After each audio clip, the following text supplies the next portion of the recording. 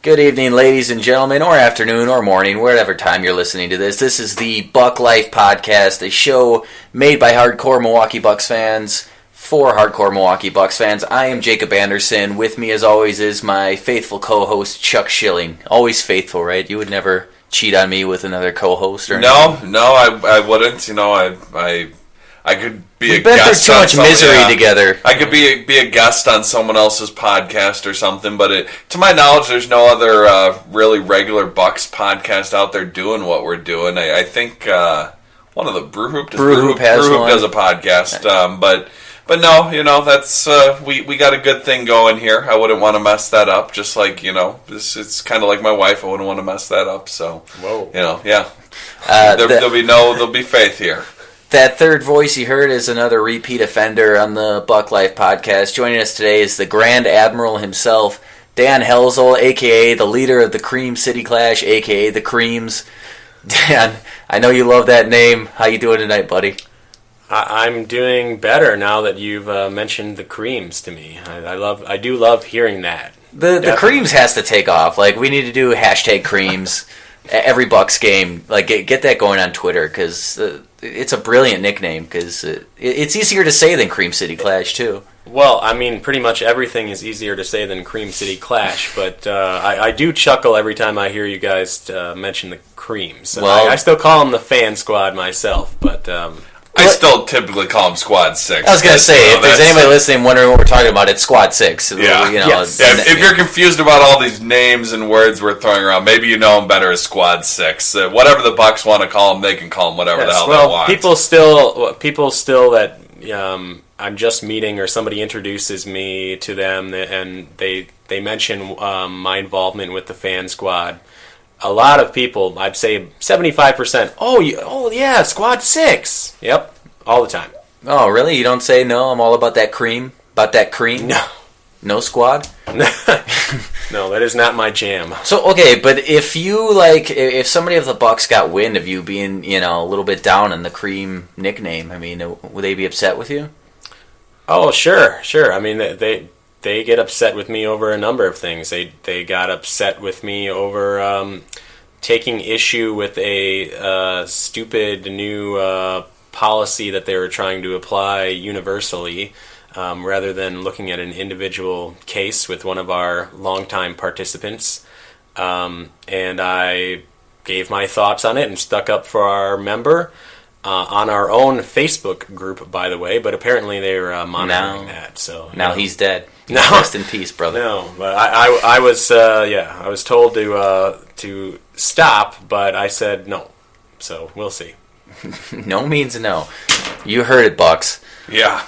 Well, okay, let's get into it then. Our Milwaukee Bucks now sitting, as of this recording, 20-29, about to face off against Sacramento tomorrow night. 9 games under 500. They've pretty much been playing 500 ball for about the last month or so. Yeah, I looked it up. I was curious where, you know, the roughly 500, and I'd say December 18th, they fell to 10-18. So in the last 21 games, that puts them at 10-11.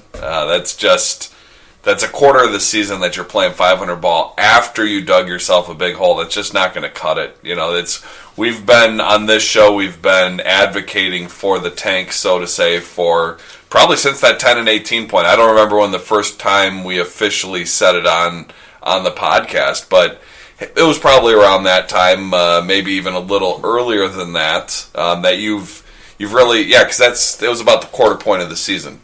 So it was probably the episode before that. You really dig yourself a hole, and if you want to get out of that hole, you have to go on a run like the Fear the Deer season did when they went 30-4. They're not. They're 22-8. 22-8, whatever it was. Yeah, 22-8. 30-4 is something the Golden State Warriors would do. We're not that good. 22-8. That's right. Thanks for correcting me. But anyways, you know, if you're gonna pull yourself out of this, you got to go on that sort of run, and the Bucks have done nothing to show that they're capable. They'll win a game, they'll win 2 games, then they'll lose 3, and then they'll win 2 or 3, and then they'll lose 3, and it's the worst case scenario. And this is why month and a half, 2 months ago, we were talking about the tank, because this was what I feared personally, and I know this is probably what Jake feared, and probably Dan too. Yeah, I mean, I was initially in favor of us not having a good season this year, taking a step back, getting a good draft pick. I didn't think we were going to play poorly enough to have that bad of a record. I thought, at worst we're going to be hovering about 500. I predicted 43 wins for the season. But I thought things would work out better than they have been, so it's kind of tough. Like I'm not too surprised, but I am a little surprised. Well, and you weren't on our prediction show. That was one Patrick O'Brien was on that episode, and yes. If memory serves, I said 44. Pat was at 45. Jake was at 46. You're at 43. So we all kind of had that expectation of, we're going to potentially be right around where we were last year. We were 41-41, maybe a little improved with the addition of Greg Monroe, Jabari coming back at some point and contributing something, Michael Carter-Williams maybe improving his jump shot. Basically, none of that happened. None of the things that we thought could improve the team happened. Everything went to almost, not quite worst case scenario, but almost, in terms of performance on the court. Yeah, ironically, though, it pretty much just the Bucks continued to perform at the level they had been after the trading deadline. That's basically what we've continued to perform at. Probably close to the same winning percentage. But and again, that was not that we traded away Brandon Knight. It was that our the veterans that had done so well leading up to that just kind of fell off a cliff, weren't shooting as well, or were injured.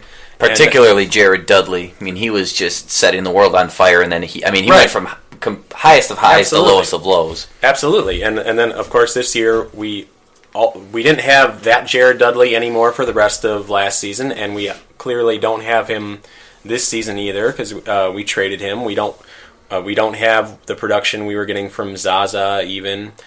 Obviously, and you got to remember that 30-23 mark last season before the trade deadline. That was only that good of a record because we went on an 8-1 stretch where we were just playing out of our minds. The veterans were hitting all the shots, and that just really inflated our record and inflated it at the end of the day to 41-41. Well, and basketball is a game of runs, so I mean it's not uncommon to see almost any team have a good stretch like that. But for the talent level that was on that team, like you said, I don't think it was indicative of the true talent. It's just everything was firing on all cylinders, and a lot of guys getting hot at once. Yeah, that's post-trade deadline last year. We were technically 11-18, but that first game we did the triple overtime where the new guys weren't there yet. So arguably you could say post-trade, Michael Carter-Williams in 10-18, which is where we were on December 18th this year. We were 10-18. Since that point, we've sort of played a little better at 10-11, but you're splitting hairs at that point in time. You're right that we are basically doing exactly what we did after the trade deadline. So no one is fit together better. No one is noticeably improved in terms of impact on winning the game. I mean, you see improvements from Giannis. Chris Middleton is arguably having a better season, but the overall product is where it was post-trade deadline last year. Defensively, that's the biggest difference in last year's team versus this year's team. And Dan, me and you were talking about it a little bit earlier. That's part of how we went on that run. Right. I mean, just being able to hold teams under 100 consistently. But we talked about it earlier. Teams maybe just figuring out the system, and once that's figured out, you have to either adapt or die, and it looks like we're dying rather more so than adapting. Yeah, well, I mean, people are talking about this like in NBA media circles, especially people like Zach Lowe that look more in depth at the game. Does Gary Wolfel look in depth like Zach Lowe does? Not at something like this. Maybe at Caron Butler's daily movements. That's about bowel movements. Well, that too probably. I was going more like movements location wise, but probably that too if he had access. But the league has figured out the Bucks defensive scheme. It's kind of interesting how you looked at the Bucks assistant coach Sean Sweeney, who's in charge of the defense, and he came up with this in the second half of Kidd's first season in Brooklyn, and that's what turned the Nets around. And then he applied that here too. Well, at some point, there was a team that figured this out. And once they did, they figured out how to beat this. It's a very gimmicky defensive system. No other team had really tried this before. Constantly blitzing, pick and roll, switching everything. Chicken with the head cut off. Yeah, just very helter-skelter, but it worked until a team, I don't know who it was, a team figured out how to beat it. Then the thing is, in the NBA, you're constantly scouting upcoming opponents, so you have your assistant coaches watching all the upcoming opponents' games against whoever. They watch how another team beat the Bucks. They try to do the same thing. Then they even sometimes improve upon it, and then, pretty soon the whole league has it figured out, and that's what's happened. That's why we're so bad defensively. One of the big reasons. Yeah, we go from being the second best defensive team last year by defensive rating to the second worst this season. And, it's in almost any sport, whether it's baseball, football, basketball, defense will always keep you in a game. In baseball it's more pitching, but in football and basketball, if you play good defense, it'll at least keep you in the game. It won't necessarily win you the game. You still need the offense to get you over and score enough points.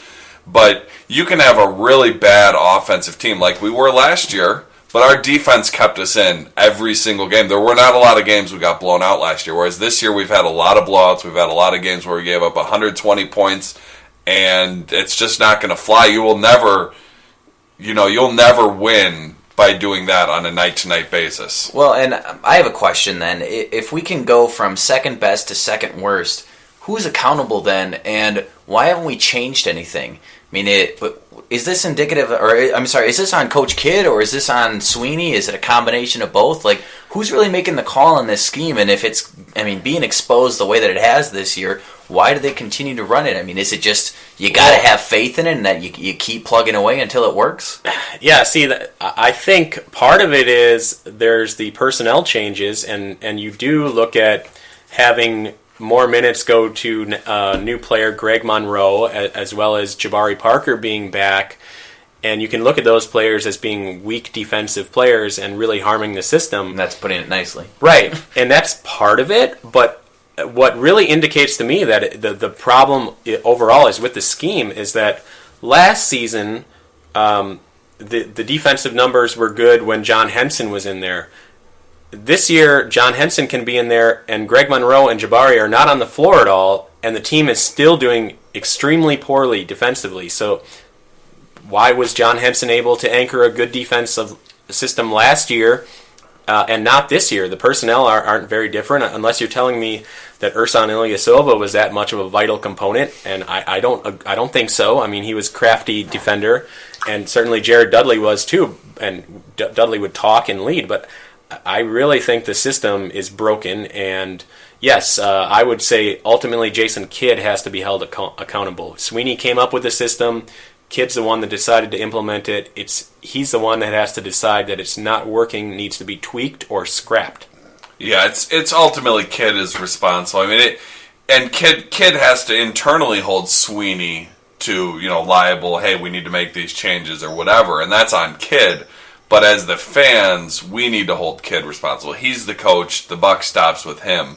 And, like you said, we're rolling out, Greg Monroe, Jabari, they're not the best defenders. But who they replace, it's not like Zaza's some elite stud defensive center either. He's kind of slow at this point in his career. Maybe when he's a younger Zaza, he would have been chasing more. But he's no longer the player he was. So there's no reason that it should have tanked this much. So they need to come up with something, whether it's a completely new system, some tweaks, whatever. But going forward, you are not going to win with the defense like this, no matter how good our offense is. Giannis turns into a 30-point scorer a night, Jabari scoring 25, and everyone else, and Middleton scoring 20. You get basically another big three like we had back in 2001. It wouldn't matter because you're not going to win giving up 100 to 120 points a game. I think we're giving up 105 a game or something like that on average. Some of our personnel, it's tried to justified by, or we try to justify some of our personnel by how they fit with our defensive scheme. Well, our defense has been terrible. You can say Michael Carter-Williams might not be able to shoot, and he turns the ball over too much for a point guard, and doesn't really have great court vision, but he's an elite defender at point guard. Well, maybe, but he's leading a terrible defense right now. Well, yeah, and if you're a great on the ball defender, or you're crafty, you're good at poking away steals, things that doesn't really matter when you're, as you said, playing this helter-skelter style of constantly blitzing. And I also have to wonder if you're forced to go to a larger rotation, because when you run guys like this all night defensively,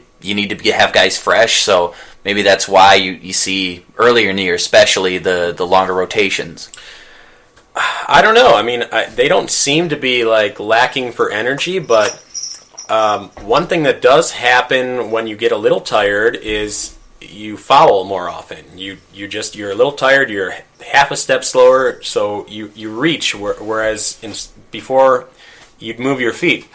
Last time I checked, Giannis was leading the entire league in personal fouls. Now he does play a lot of minutes, but he's got some of the best length in the NBA. He's supposed to be able to recover, but the way our system has him just all over the place, and a lot of it's on Giannis. He's got to get smarter, but I mean, that's significant to me. He's leading the entire league in personal fouls, or at least he was up until a week ago, but he's definitely right up there. I'm glad you brought that up, because you talk about this defensive scheme, and I see a guy like Giannis, who's basically a 7-footer with this massive wingspan, and a lot of people complain about his rebounding and that.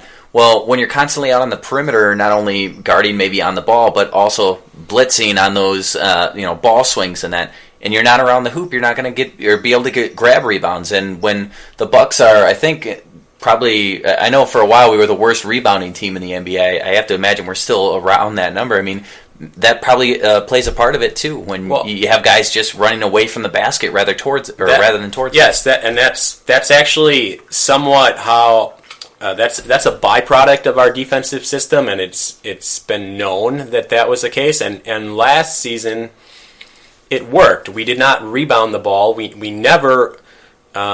First of all, we never, on offense, we would never go in for offensive rebounds. We'd always send everybody back on defense. That's becoming more common in the NBA, so it wasn't just us, but we did that to the extreme. And then, yes, defensively, it would be hard for us to get defensive rebounds because we weren't in position to box people out or crash the boards because just constant switching around. And yeah, we've given up a lot of offensive rebounds. There's been sequences in games this year where teams get 3 or 4 attempts on, without the ball moving to the other side of the court, and it's just really, really hard to defend 3 times in a row, or even 4 times in a row, or even twice in a row. It's always harder once you give up that offensive rebound. The team gets a little dejected. It's demoralizing. Yeah. You're like, we just played all these, we played defense, we stopped them, but here they got the ball again. You can physically see that in guys when they give up an offensive rebound. It's just like, you got to be kidding me, their body language. And I think there's definitely something to that. Well, as we said, Bucks are 20-29, only 5.5 back out of the 8th seed of the playoffs, which, that's not insurmountable. But here's the thing that kind of throws some cold water on that is, there's 5 teams ahead of them, as well as those 5.5 games. And another thing I have to look at is, you look at the teams that are currently slated or slotted into the playoffs. I think Detroit is the 8th seed, Indiana's the 7th seed, and you can't tell me that we're better than one of those teams. I mean, okay, maybe they go on this giant run, and I'm proven wrong, but I look at the teams ahead of us, and I honestly can't see it. Maybe I'm just being negative. It's hard to see. I mean, I guess it must have been in your mind or a lot of our minds before the season started, when we were looking at the East and saying okay, well, we're gonna win 43 or 44 games and be in the playoffs. We had the Bucks pegged as better than some of these other teams, but right now, from what we've seen this season so far, it is very hard to justify that. Going into the season personally, I thought, teams we finished ahead of last year that are currently ahead of us are Detroit, Indiana, Boston, New York, Orlando, Charlotte. Those are and Miami. And Miami. So there's 6 teams that had worse records than us last year, because last year we were the 6th seed, that now have a better record than us. One of my things is I thought we would do the similar or better than last year, and I figured Atlanta would kind of fall back to the pack a little bit, which they have. That's kind of an offset with the fact that Toronto has been the number 2 team in the East all year. So that's kind of a wash there. Toronto's doing better than I expected. So those are certainly, and if you look at how they're playing, I don't think there's any reason to think we should catch any of those teams. That's in all the teams ahead of us. It's hard to argue that we're better than them. Maybe Charlotte, but that's how we're playing and they're playing. We're not. That's just a facts. The record doesn't lie, especially when you look at the advanced stats, which we've done before on this show. Our record should be worse than it is based on how many points we score, how many points the other people score, our defensive rating, offensive rating. We've gotten lucky in terms of where our record is at 20 and 29. I'll pull up the exact number here in a minute. I got turnaround. I don't buy it. We're not lucky. We were meant to beat Golden State. Yeah. We're better than Golden State. I think if I recall the record that it projected that we should be is 16 and 33. So we've actually won 4 more games than we potentially should have. God, probably.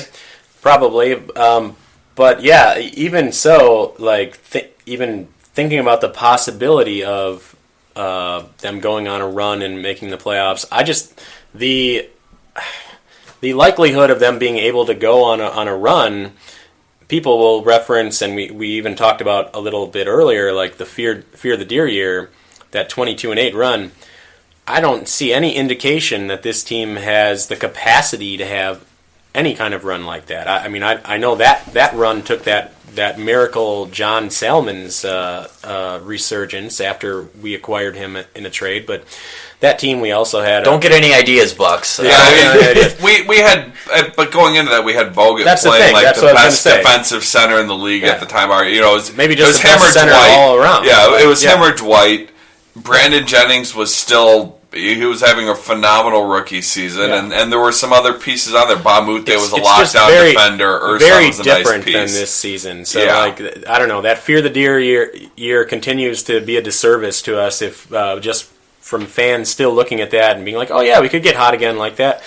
Not like that. If we could get hot, I think the only way would be if Jabari suddenly starts to realize his potential as a second-year player, even though he hasn't played a full year. Yeah, Giannis keeps playing like he has the last couple games, because that's actually in the last week. It's been 3 weeks since we recorded an episode. Sorry for that, guys. I went out of the country on a cruise to the Caribbean, and it was very nice to get out of Wisconsin and very hard to come back. But the last week or so, I didn't watch the games while I was out of the country because, I didn't get them, and the Wi-Fi on the ship was very slow, so I couldn't even stream the games. But the last couple games, Giannis has shown every bit of potential that we want him to consistently show. So, if we are, and yet they haven't won a lot of games. That's true. They've lost. I think he's dropped 30 points over the last two games, and they lost them both. Yeah, great for Giannis, and I'm not saying that at all to discredit anything he's done. I'm actually saying, so Giannis has already been playing really, really well. Middleton has played really, really well for quite some time here. And look at the Bucks' record. It really, it stabilized to around 500. Yep, and we're in such a hole that we need to play at about 700 ball if we're going to get into the playoffs. Well, I was just going to say, the 8th seed, I believe, is projected to be at around 43 wins this year. So if you want to scrape by and sneak into the playoffs, the Bucks would have to go 23-10 for the rest of the season. And that's, even with some sort of John Salmons-esque move, that's not happening this year. So it's best to embrace these not the win now moves, but the type of moves that are going to be better for the future. Acquire draft picks, move your veterans, and you just really embrace the tank. I think all three of us here, we're in it. I know, Jake, you're always pretty early to embrace the tank. I was pretty early this season, so we've been on the tank for a while. And this will be, the ownership group last year at the trade deadline showed me and gave me, I was happy with it. This is going to be another telling year, and I mentioned this, we've mentioned this before, until we have 3, 4, 5 seasons of what they are going to do at the trade deadline, there's always going to be that fear in the back of our minds that we're used to under the Herb Cole regime, where it's going to be a win-now move. We're going to trade Jabari for Have-It-All Monta Ellis or some stupid trade like that. And, that's going to be the fear in the back of my mind until this trade deadline passes, which we're only a few weeks away at this point. So we're going to see very quickly here what's going to happen. Well, and this trade deadline to me is more telling than last trade deadline. I was pleasantly surprised that we traded Brandon Knight. I had to change my pants. Yes, but ultimately they were trying to slashing on them. Yes, they were trying to not trade Brandon Knight, though. They were trying to see if they could come to an understanding with him and his agent about because they could no longer sign an extension at that point with him. But if they were comfortable that they would be able to in the offseason when he was going to be a restricted free agent, they wanted to keep him. But they just couldn't. They could not get anywhere close on a contract number, and they were definitely not comfortable paying him what he ended up getting with Phoenix.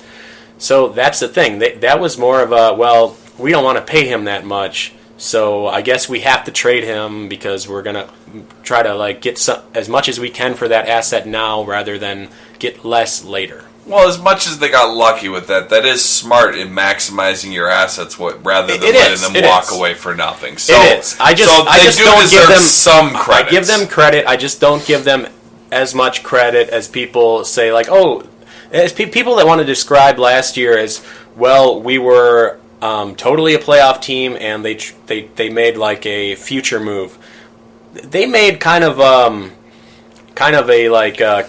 kicking the can down the road move a little bit. I don't know if it was as much of a future move. I mean, Michael Carter-Williams isn't even younger than Brandon Knight. It was just his contract status was earlier. I think the kicking the can down the road is a good way to describe it. I think the future move would have been the Lakers pick. And Michael Carter-Williams is kicking the can down the road because that it gives you. I'm depressed now. Yeah, we get 2 years to decide if Michael Carter-Williams is the player, and certainly at this point, it doesn't look like he is the solution at point guard. This is his third season, so I don't see any reason why that would change next year. So I think it's safe at this point. Personally, I'm closing the book on the Michael Carter-Williams era. He is what he is. Fine defender, but that's about it. We're back to square one, looking for that point guard of the future still.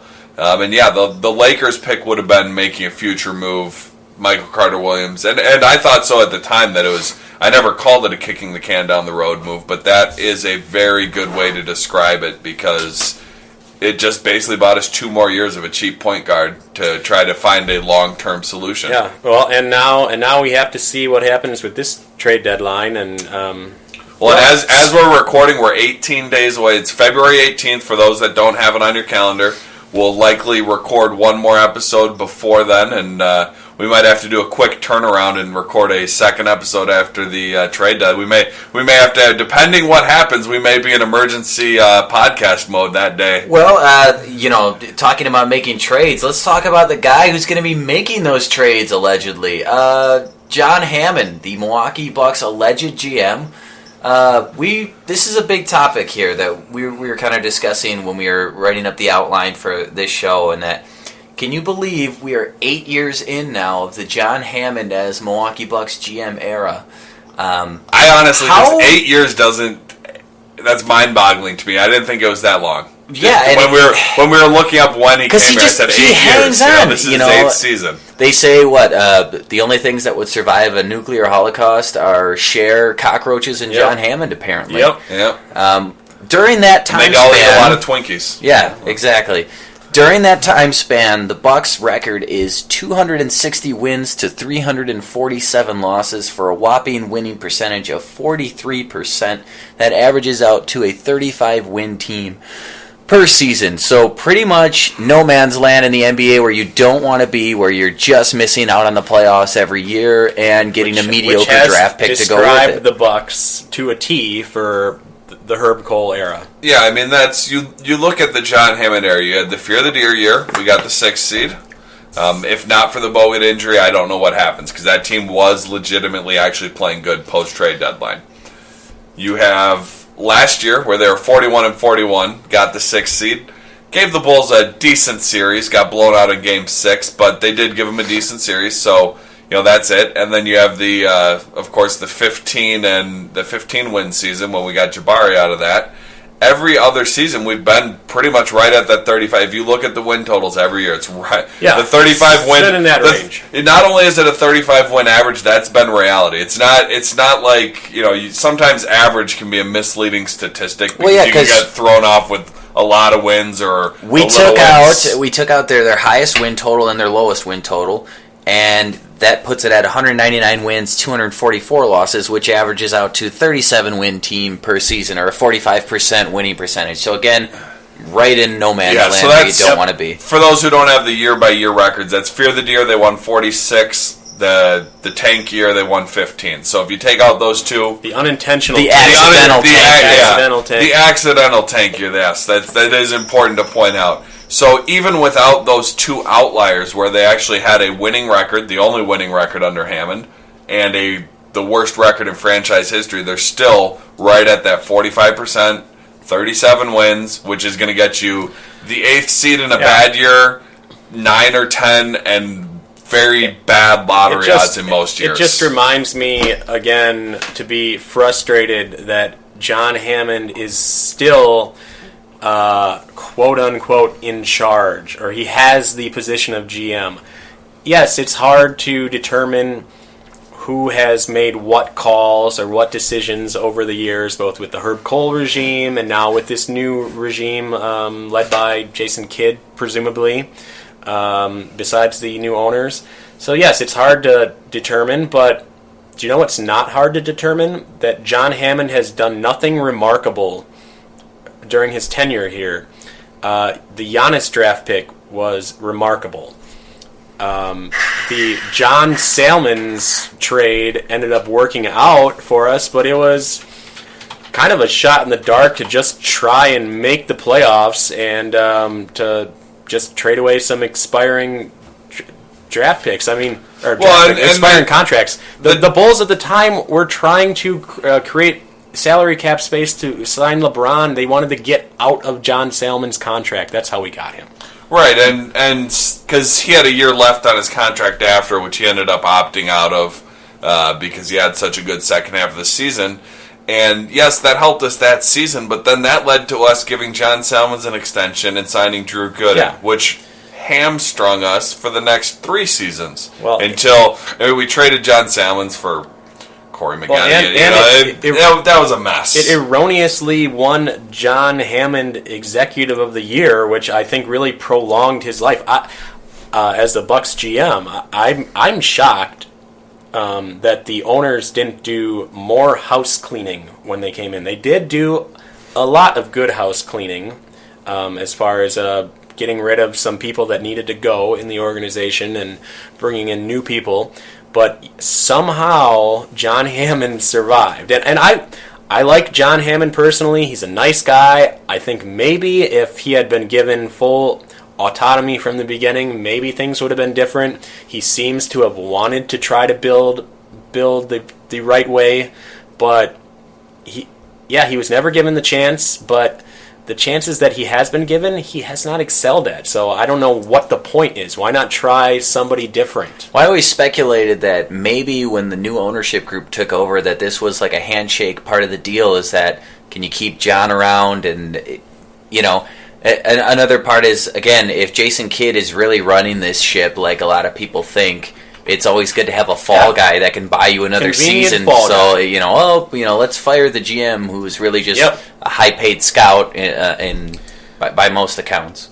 Yeah, no, I mean, I think that's the most likely scenario to kind of create a buffer if, things went wrong. And kind of like what Chuck was saying, that the Fear the Deer year kind of ended up backfiring on us. Last year probably backfired on us as well, because if things had gone poorly record-wise, we would have ended up with another high draft pick, and maybe then they could have moved on from John Hammond and said, okay, we kept them around for the transition, kind of gave them another shot, but we really need to change direction of the team and really start properly rebuilding the team. And nope, that didn't happen. We got the 6th seed in the playoffs, and I don't know. He's crafty, this John Hammond guy. I'm telling you, when he's at the worst point of where he could be, it's like they squeak out this better-than-you-think season, and then it's like, well, let's keep him around. John Hammond keeps getting extensions. He's like a lot of players you see. They're mediocre players in any sport. Contract year. John Hammond is a perpetual contract year GM, it seems. It's the first time I've heard that term used for for anyone other than a player. Yeah. I think John Hammond is the example of a contract year GM, and part of that's going to be dumb luck, because obviously he doesn't play the game for the players, but he does, things will be going down, and another person who was kind of on this, Tom Coughlin in the NFL. For many years the Giants would, let's fire him, and then he wins a Super Bowl. And this year he finally stepped aside, but every time his seat was on the hot seat, they'd get the 6th seed, they'd get in the playoffs, win the Super Bowl, and then he gets a few more years. After that first Super Bowl that he won with the Giants, I remember I was listening to sports radio. It was one of the national shows. I can't remember who it was, but somebody had tweeted at the host or sent a message to the host that the thing that sucks about us winning the Super Bowl is now Tom Coughlin's going to be back next year. That was the first thing on their mind after winning it all. God damn it. I don't follow the NFL as much anymore, but it does remind me of Randy Whitman, the coach of the Wizards, who pretty much people had decided was terrible and needed to be fired, but then guess what? The Wizards beat the Raptors in the first round of the playoffs, and they're like, oh, well, I guess we can't fire him. Got to keep him around, and he's just been terrible again this year. Well, and you got to look at ownership there. Look at what Golden State did. They fired Mark Jackson, even though they had a really good record. They bring in Steve Kerr. They have the best record, win the championship the next year. Yes, you have to do stuff like that. Whether a coach or a GM is performing, you have to analyze their job performance. And part of that is the record. Don't get me wrong. A lot of what you analyze a coach and a GM on is going to be the record, but it's not the only thing you need to analyze them on. I don't know. You guys say John Hammond reminds you of Tom Coughlin. John Hammond reminds me of Jar Jar Binks from the Star Wars franchise. Wow. He just somehow he just bumbles his way through things. He looks like just he seems like easy there with the creams thing. I can't put him that low, because as much as there have been a lot of blunders and bad things, the drafting overall has been pretty good, outside of Joe Alexander, which was an abomination. Well, Dan would argue with you about that. I mean, I don't know. Has his drafting really been that great? I say no. If you break it down, yes, but the Joe Alexander thing, that takes a huge, huge hit, because that was the first pick that you had. It was a top 10, and you compound it with the fact that they ended up taking Bob Moute in the second round, another small forward, and that day they traded for Richard Jefferson to be the starter, another small forward. So it was just such a strange move. I think a lot of that move was also, you look at the board and who was on the board, and the value-wise right there. Brooke Lopez, you had Bogut, so it'd be tough to kind of take him, and then you have a Philadelphia situation with the two centers. Jared Bayless was another guy that was somehow projected to go really, really high in that draft. That we got Jared Bayless in the end anyway. Oh, wow. So everybody wins. We had a happy ending. The thing is, Dirk just has to come home now, right? Oh, no. Opening up a can of worms with that one. Never had Dirk. Never had. I know. Before anyone thinks I'm serious, I'm well aware of how that went on. But no, John Hammond gets a lot of credit for his drafting, but I mean, I give him credit for the Giannis pick, and then people that are more extreme than me will say Dave Babcock, and he's the one that found Giannis. Fine, I don't care. Every GM has staffs and scouts that they. Ultimately, Hammond made the pick. Ultimately, Hammond made that pick. However, I will say, Hammond, if he was so convinced that Giannis was going to be this guy he had to get, he made no attempt to trade up.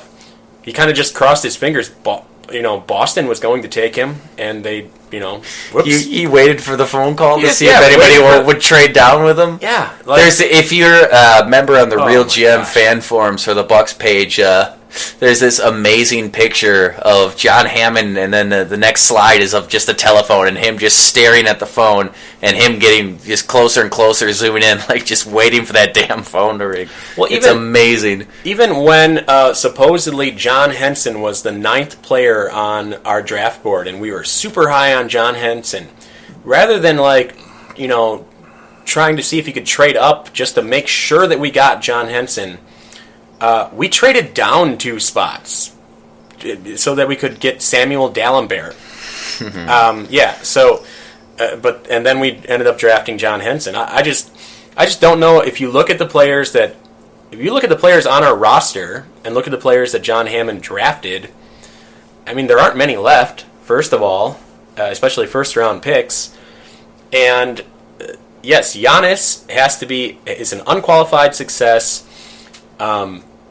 But and then maybe Jabari will be too, and you can say well, who else would you have picked? I don't know. I don't know. I mean, ultimately, at number 2, Jabari. You look at the 2 guys who went after that.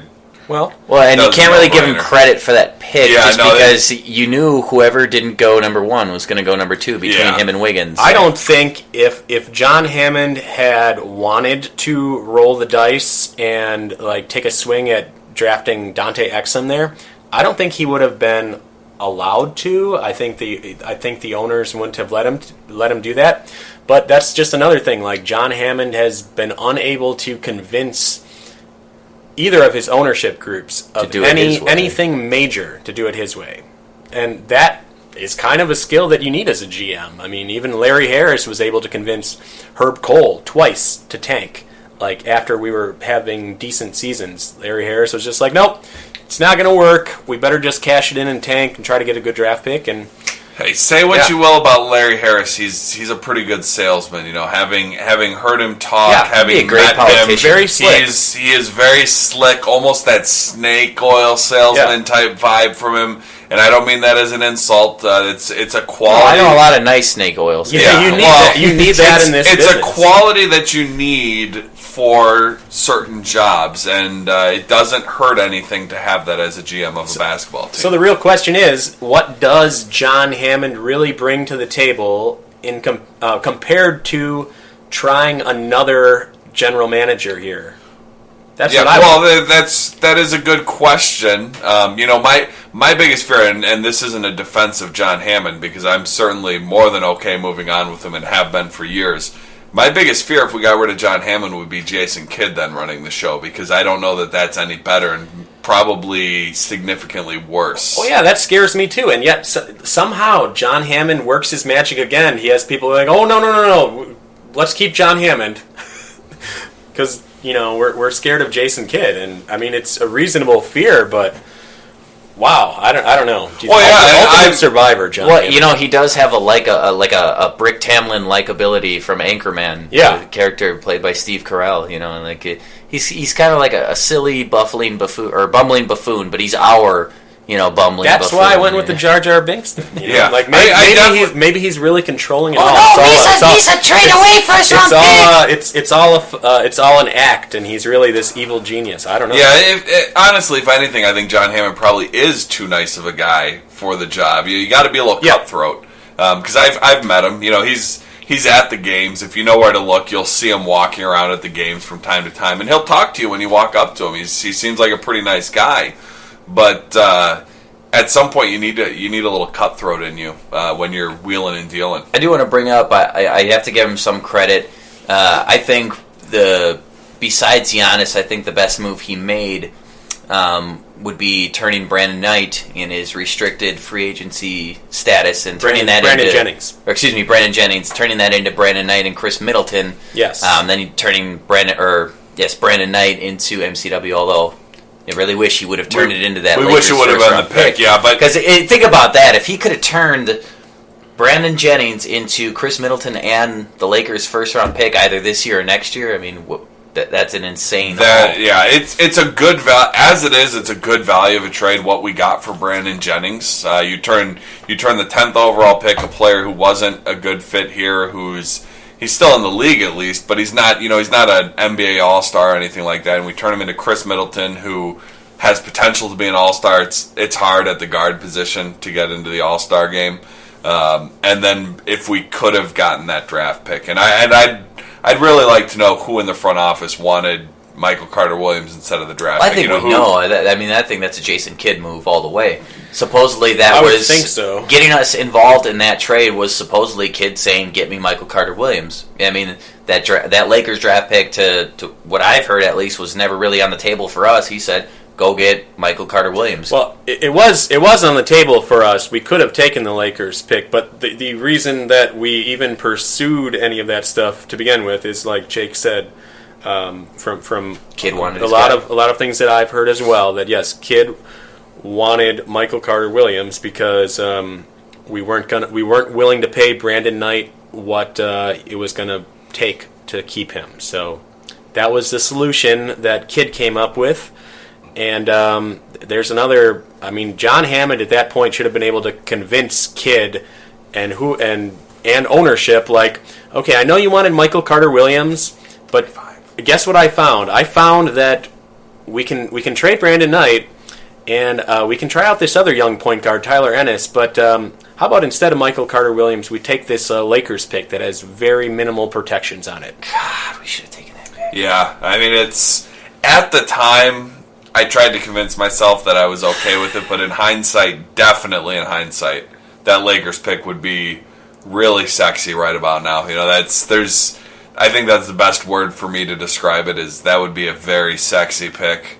Yeah. Coupled with not trading Grievous Vasquez for Grievous Vasquez for another first-round pick. We'd be I forgot all about that trade. Next year's draft. And guess who's got that Lakers pick? Philadelphia, along with their own good pick, and they've got a lot of good young assets and pick swaps with Sacramento and all sorts. Yeah. Yeah. So I don't know. Well, at some point we should probably in a future episode throw around some names of who we would like to see as the GM. Who are some good assistant GMs that we'd like to bring in?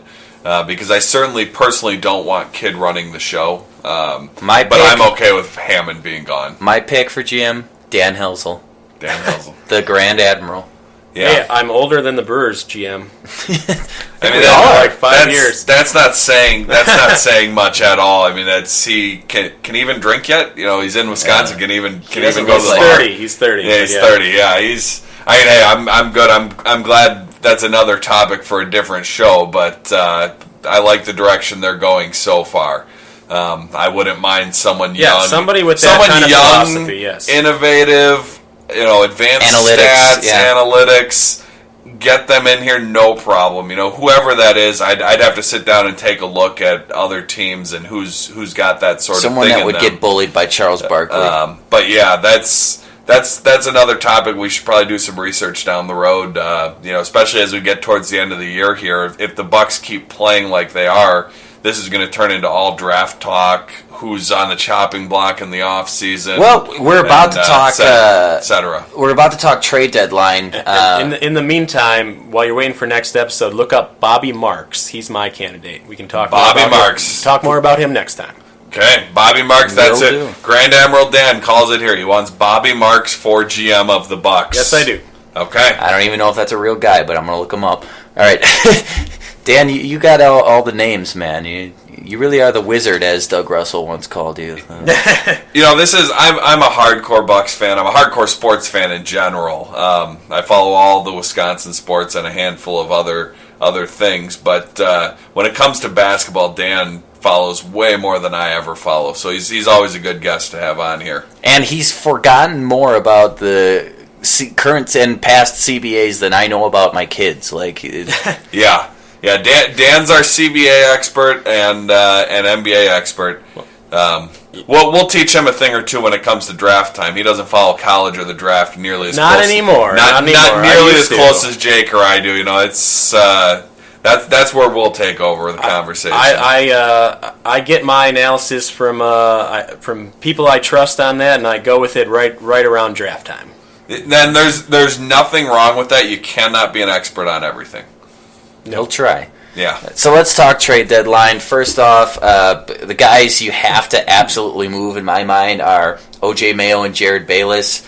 I wrote down Plumlee as well, Miles Plumlee, but I don't know if he really has any value, positive or negative. He's just a guy that can be a filler in trades. He's probably someone you throw in to make the salaries match. I can't imagine you get anything of value back for him. No. I was just going to say Mayo and Bayless, to me, you have to move them not only because they're expiring contracts and they may be of some value to another team, but it also it does you nothing to be playing them in your rotation for the rest of the season. Well, not only does it do you nothing, it's actually harmful to the team overall because you're playing them at the expense of minutes that should be going to other players. It's not even just like minutes that you could be playing Rashad Vaughn or Tyler Ennis, but it just cascades down everybody's minutes. There's less minutes at shooting guard for Chris Middleton. You want to play Middleton a certain amount of minutes, so you're shifting more of his minutes to small forward.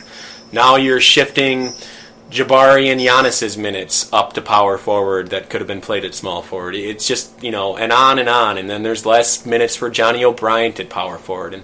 And God knows I need my Johnny O'Brien. Hey, I'd much rather have him in there than Mayo and Bayless. He's been playing well this season, and he's young. He really kind of fell off a cliff early in the season. He was looking good. He's still doing some positive things in there. The minutes have come down a little bit too. The minutes have come down quite a bit. Yeah. And that's fine, but yeah, I mean, I'd rather have the young guys. Let's see a guy like Johnny O'Brien. Yeah. I mean, you drafted him. You mentioned Tyler Ennis. I don't know what the hell they're waiting for in this kid. You talked about him being a part of this trade that you make last year. Right. Okay, well, let's see what he's got. I'm sure they know a little bit more based on practice and that, but every time I've seen Tyler Ennis play, I don't mind him. I mean, he's just a guy that's no nonsense. He doesn't really do things that are out of his or things that he shouldn't be doing on the court. He just moves the ball, and to me, he looks like a guy that plays smart. I don't care, even if he sucks. I know Jared Bayless is not a part of this future. Maybe Tyler Ennis is. There's no point to seeing Jared Bayless being trotted out there every night now. Well, yeah, that's the thing. And it does kind of scare me with Jason Kidd because Jason Kidd and Jared Bayless are very much buddies. Jason Kidd's a good friend of his dad and now a good friend of Jared Bayless. So it's hard for me to see like Jason Kidd being wise enough to part ways with Bayless, but hopefully that will happen.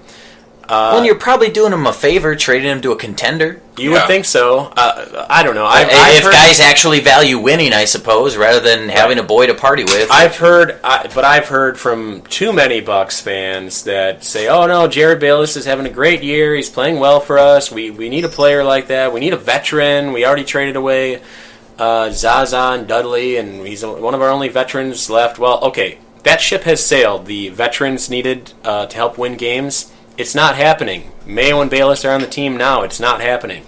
They're not helping us win a lot of games. Well, and not to mention, it's kind of the Dudley effect. Like, they're saying, oh, he's having a great season. Well, no, he had a great stretch, and then he has cooled off considerably. Yeah. Well, and he's been hurt, but he's not part of the future. I don't care if you want to say, oh, he's not that old.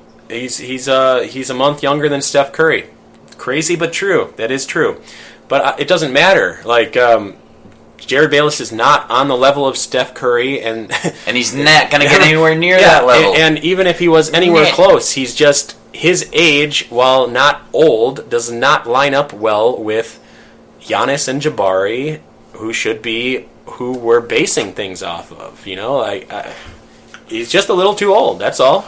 He'd be great. I mean, look at him. He's old. He'd be a great fit for another team. Yes, it is weird for me to say, like, look at this guy. He's so old. He's 27. But another team would give us something for him that needs a player like him. I don't care if it's a second-round pick. Exactly. Just the benefits of getting him out of the rotation. Every team that's in the playoff, whether it's the top-tier teams, Cleveland, Golden State, or whether it's the teams fighting for those last few playoff spots, they want another guy. Whether it's to slide into the starter because they're weak at that one position, or if they need that sixth man off the bench. There's no one out there that's not going to be looking to improve somewhere.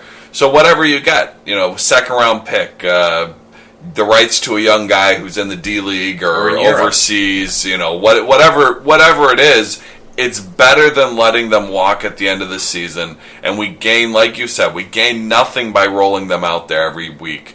Let's see more of Vaughn in particular. Vaughn is the one who would probably benefit the most from Bayless and Mayo being gone, because then we get to see more of Vaughn, and we did get to see him a couple times in the last few games. He had one game where he bricked a bunch of shots, but then he hit a big three in the next game. So I definitely want to see more of Vaughn. He's the youngest player in the NBA. I know the coaching staff gets to see him in practice, but nothing will replicate those game minutes where you're going full speed against other NBA athletes who are the best athletes in the world. I gotta say, watching the game the other night against Miami, when Vaughn hit those 2 threes in the third quarter. That was great. It was the first time in a long time where I fist pumped watching something and actually cheered. Is that bad? Because I'm a Bucks fan and no. It took that I'm rooting for losses, but I was still so happy for him, to ignite the crowd, and the crowd went nuts. That was a fun moment. One thing that I liked there, the bench was jumping up, and after the second one, the crowd was excited, the bench was excited, and that says a lot to me that he's probably a really likable kid. That his teammates, he's not playing that much, but everyone was happy for him hitting those 2 big shots, and I was extremely happy too, because beating Miami, even though I want losses, beating teams like Miami, Cleveland, Chicago, it still feels good because I hate those teams.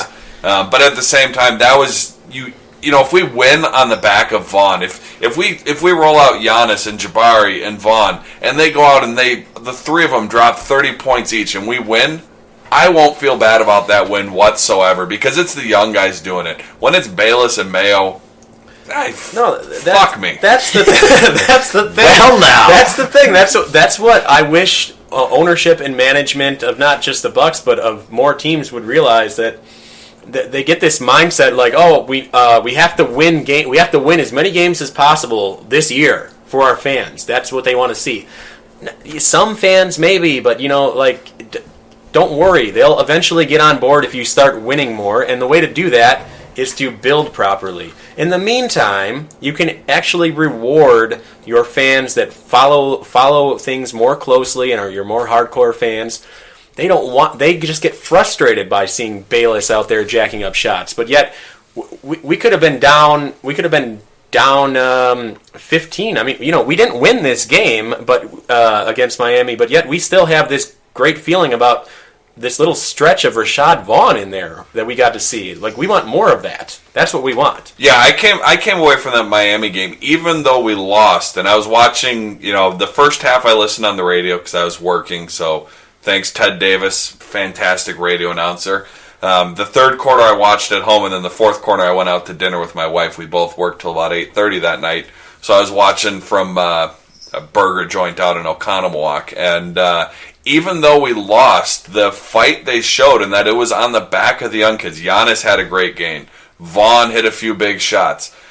I was happy with the result. It was the best of both worlds. We lost, which is good for the tank, and the young kids did some special things. And that's all I want to see in these next, let's see, we're 20 and 29, so we've got 33 games left. So in the next 33 games, that's what I want to see. The young kids doing special things. That's all we need. I mean, the fans, if they see enough of that, they can deal with the losses. I mean, I know Oklahoma City is a special case. That was a relatively new fan base that didn't have an NBA team up until then, but they didn't care that their team was losing. They had Kevin Durant, then they had Russell Westbrook. They were still losing. They had this young up-and-coming team. It was fun for them. That's what it can be. That's what it can be. Yeah, and the arena deal is done. I would understand a little more if the arena deal was still hanging over our head. That'd be a different story. But that's approved. That's signed off on. The plans, we're sitting here. Today is January 31st when we're recording, so we're a month away from seeing the plans, because that was March 1st was the deadline for that, or was it March 30th?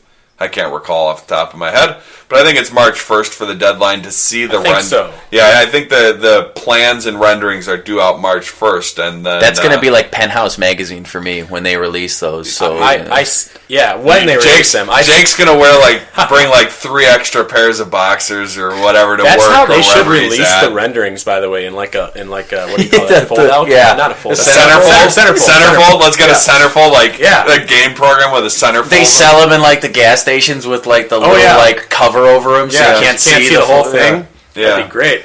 Yeah, so there's no reason we need to worry about the casual fan right now. We've got 2 seasons left in the Bradley Center, then we're going to have a brand new arena. The fans will be at the new arena, and it would be so rewarding for the casual fans that are going to be there anyways, and those of us that are hardcore fans to, at that point, have a product that is ready to do something special. Because we are not going to get there this year.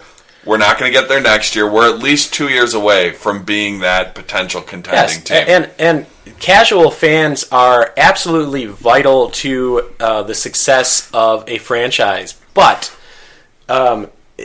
you should value that your casual fans have an opinion, but your casual fans' opinions don't necessarily have value. That is a big distinction that too many organizations do not understand. You're running a team, you have to be smarter than your casual fans. Your casual fans aren't paying as much of attention. They're doing other things. They care more about other things. They want to come see a good product. They're relying on you to do that. You shouldn't be relying on their ideas. A lot of them hardly watch any NBA basketball. They need you to do that and you to run the team properly. So start doing it. Yeah, and even the ones that do watch NBA basketball, a lot of the casual fans aren't following scouting and college basketball and this and that. And, you don't need to cater to them. They will come when there's a good product. You look at... Well, it's sustained. Yeah, exactly. If we don't even need sustained in Milwaukee. Look at Game 6 of the playoffs last year. We were a fairly mediocre team. Yeah, but you do need sustained. Okay, you're going into Game 6? I see what you're saying. Okay. But... it will not take much winning to get the fans at the Bradley Center. There are a lot of basketball fans in Milwaukee that are hardcore. There's a lot that are kind of semi-casual almost. Yeah. So, Fear the Deer year, towards the end of that year, it only took, it's not like we need 2-3 years of success to get the fans out to the arena. That's funny because it illustrates that point perfectly. It also illustrates the opposite point at the same time. Or not opposite point, but it shows how quickly the fans will get on board. But how quickly they'll leave. And how quickly they'll leave. Yeah, so we don't want mediocre basketball. Not only us as the hardcore fans, the casual fans don't want it. They see what's going on. They see that the team is struggling. And we're 20-29 this year. We're not in the place where we were in the 15-win season. 20-29 is mediocre, a little less than 500, whatever. But the fans still, they see what's coming on. It's not a fun product to watch when you're giving up 120 points a game, when you're have your offensive struggles that we have. Because not only are we terrible defensively, we're pretty terrible offensively. It's just not a fun product to watch this season, and the casual fans know that. But if we had an exciting team, it will not take much to get these fans back on, but we need to do it right. We're not one player away from having that contender. We're 2 players away, probably, at least. We're either Jabari and Giannis turning into legit superstars and one more player away, or we're 2 players total away. Whatever it is, patience is going to be required, and we cannot try and rush things. And I think that's been somewhat of the mentality of the management and the ownership group after they got an earlier taste of success than they had expected. There was some irrational exuberance, is a term they should be very familiar with from being in the financial world. Yeah, but we had the slogan of, own the future, or this or that, and then we go out and sign Greg Monroe and they act like the future is here. But the future is still not here. We still need those young players to play. We need to see what we've got in Vaughn and Ennis, and Jabari needs to improve. Giannis needs to be more consistent. He has those games where he puts up 30 points and 10 boards, and he looks like he is going to be a legit stud. And then he disappears for a few games, whether it's confidence, whether it's inconsistency, whatever that may be. But yes, we do overall need patience. And in my mind, what management should be shooting for is by year 2 of the new arena, which is 4 years from now. That's what we'd be shooting for, because year 1 of the new arena, there's going to be a lot of sellouts. There's going to be larger than average crowds. It's going to be a lot of curiosity. So year 2, if year 1, if you're playing the young guys and they sneak into the playoffs as a 6th seed, great. And then that second year, that's when I want to say, going into the season, we could win a championship this year. Well, that's the thing. Like, that might seem far away, and it's all relative, of course. And by some measures, it is far away, but it's also very close. So, like, there's no reason to jump the gun here and to either make poorly thought out trades right now coming at this trade deadline, but also it's not just making a bad trade, it's not making a trade that you could have. It's not pursuing maximizing some of these assets that we discussed and making trades for the future and being willing to take a step back. One player before, because we're getting close to wrapping this up, we didn't even touch on Monroe at the trade deadline. Right. That's the big elephant in the room, I think. We got one more show before the deadline. I think we'll save that for next time. Somebody's still on the team, yeah. So next, we're recording, like I said, January 31st. So 2 weeks from today is the 14th. It'll be the Sunday before the draft. So we'll get one more episode out or not the draft, the trade deadline. We'll get one more episode out right before the trade deadline, and we'll, assuming Monroe's still on the team, which I'm going to personally assume he will be. We're going to talk heavily about him, and the next episode will probably be all trade deadline. Any moves we've potentially made, any moves we'd like to see made. And I'll make the commitment right now to, well, I guess not the commitment, but we'll attempt, if the Bucks do make a huge move at the trade deadline, maybe we'll record something that day or the day after, something that we can talk fresh about. I know how it was last year when they traded for Michael Carter-Williams, when they made that trade at the trade deadline. We were both texting each other. And my phone almost exploded from all the texts. This was before we started this podcast, but I would have had no problem that night, 11 o'clock at night, whatever. Sure. I'll drive over to your house, we'll record an episode, because I was so pumped on adrenaline. So if we make a trade like that, probably good or bad, if it's good, I'm going to be ecstatic and ready to go and get that rush of adrenaline. If it's bad, I'm going to be pissed off, and there's going to be a lot of 4-letter words on that podcast, probably from both of us, if they do something stupid, like trade away Jabari for a win now move. That's one of my. Not that I'm opposed to necessarily trading away Jabari. I don't want to. Now you're speaking my language. But for the right thing, I would consider it. But I don't want to trade him for, Monta Ellis like we did with Tobias Harris. So, this we're going to get one more episode before the trade deadline. Potentially a lot of Greg Monroe talk next time. Well, and also, I do want to throw this out there quickly. If you're paying attention to the draft this year, I see a lot of mocks right now mocking a gentleman from Utah. Let's see if we can pronounce the name here. Perter. Anyways, there's a YouTube video of him pronounce. Oh, he's got the YouTube video. If you don't want to draft this guy after this, there's something wrong with you. Hey everybody, welcome to this week's Get to Know You. Our first question is from Betsy Kondik. How's your last name really pronounced? So my first name's pronounced Jakob, and the last name is a little bit more difficult. It's Pertl. Pertl. Okay. Lisa Lawn Davis. Is there anything you would like to improve? Okay, let's Jake's dying of laughter here. Just based on that, we have to draft this guy. Tell me you were not listening to Arnold Schwarzenegger, 1986. You're gonna. You could throw fucking amazing. He could do those Lisa Kondik. Back around 2000, 2001, there were those Arnold Schwarzenegger prank calls. Oh, yeah, the soundboards. He could legitimately do a real-life soundboard. He could just call someone and do the Arnold Schwarzenegger soundboard. Well, I can't wait till, the draft comes and, it's the Bucks are up, our Bucks are on the clock, and I just want to see him in the crowd going, I'm here, draft me, do it, I'm here. Yeah. And he's being projected to, right now we would be... I think he's going top 5, so I don't know. If the draft was today and the lottery fell as the records were, we'd be the 8th pick right now today. and that's several, including Draft Express, which is pretty reputable, have him mocked going to us at 8. I'd be pretty happy with that. We'll talk more draft as we get into future episodes, but I'd be both happy with that, as I'm a large portion of German heritage. He's got a fantastic accent. Yeah, hey, I'm supposed to have an umlaut in my name also, just like Pertl. Yeah, the Helzel's a very German name. Herzl. Schilling, a very German name. Anderson, go fuck yourself. There's no German in that name.